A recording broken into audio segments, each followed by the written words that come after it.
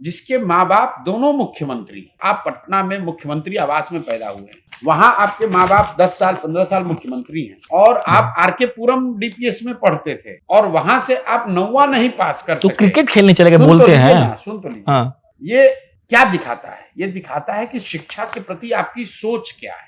महत्व इसका नहीं कि आप 9वीं पास है कि 10वीं पास है, महत्व इसका है कि आप डीपीएस आरके पुरम में थे, वहां से आप 9वां नहीं पास कर सके, और आपने फिर कोई प्रयास नहीं किया कि आप पास कर लें। गरीब से गरीब आदमी भी उसको थोड़ा सा अवसर मिलता है लाइफ में, कहता है अभी हम पढ़ नहीं सके, कम से कम सोचते हैं मैट्रिक पास हो जाए।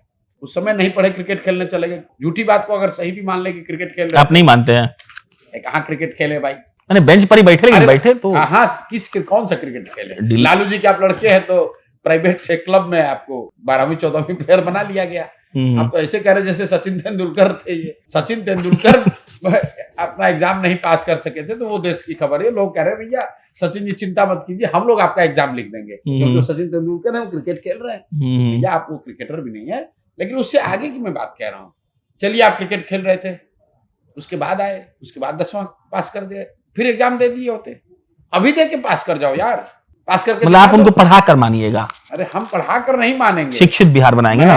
ये स्वीकार कराना चाहता हूं कि इस आदमी के लिए शिक्षा की कोई इनका महत्व ही नहीं है। शिक्षा के प्रति इनकी सोच क्या है? देखिए कामराज जो हैं वो पढ़े लिखे व्यक्ति नहीं थे, लेकिन तमिलनाडु में सबसे ज्यादा रेवर्ड जिस चीफ मिनिस्टर का 2-4 नाम होगा उसमें कामराज जी का नाम है। परिस्थिति ऐसी थी, देश आजाद नहीं था उस समय, तमिलनाडु के सुदूर गांवों में पढ़ने की व्यवस्था नहीं थी, वो इतने बड़े परिवार के लड़के नहीं थे, और जब वो पढ़े नहीं तो उन्होंने क्या किया?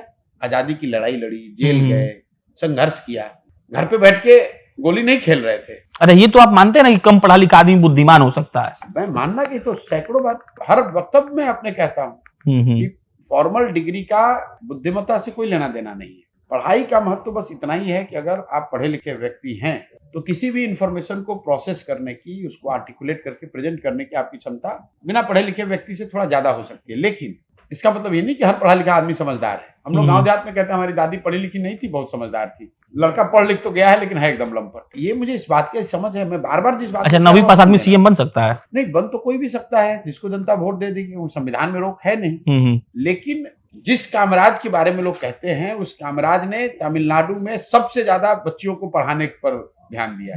तमिलनाडु का जो मॉडल है कामराज का, ये जो मिड डे मील स्कीम आप सुनते हैं, बहुत कम लोग जानते हैं इसकी शुरुआत कामराज ने की, कि बच्चे स्कूल में जाएं और गरीब बच्चे उनको खाना नहीं मिलता है, मिड डे मील की शुरुआत कामराज की ओरिजिनल स्कीम है। आंगनवाड़ी सेंटर कामराज ने शुरू किया सबसे पहले। क्यों?